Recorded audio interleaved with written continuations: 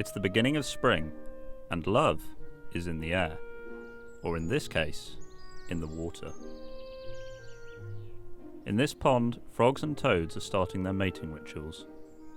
The water is just warm enough to lay eggs in, and for the next few weeks, it will be all these animals will be doing.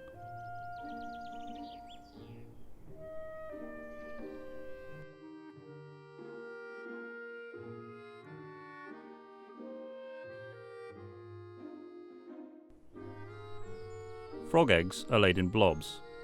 They lay several little balls that then form frog spawn and make these white clusters in the water.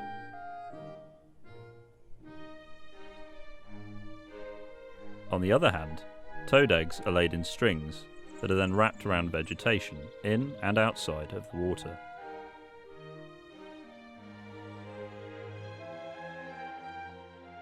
These eggs are poisonous, which grants them a higher survival rate than frog eggs.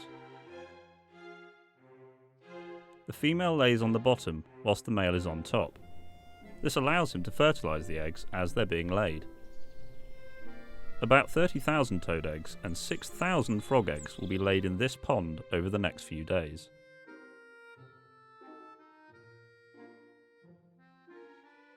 The males must look for a partner, and this can sometimes happen quickly. But for other males, it's a long and complicated process. This young male is starting to look desperate. So much so that he tries to steal other males' partners, but they won't budge. He will do anything to ensure he gets a mate this spring. He must attract females by making loud calls. The louder, the more attractive he will seem. Eventually, after some persuading, he gets lucky and secures himself a mate.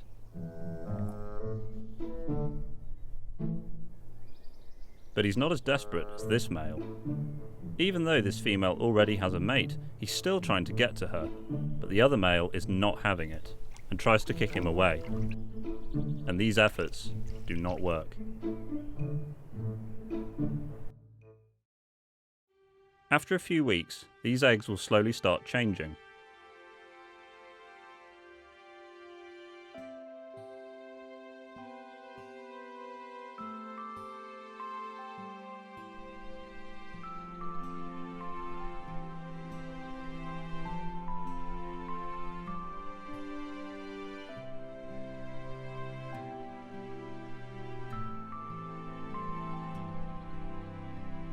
Eventually, they will start swimming and turn into tadpoles.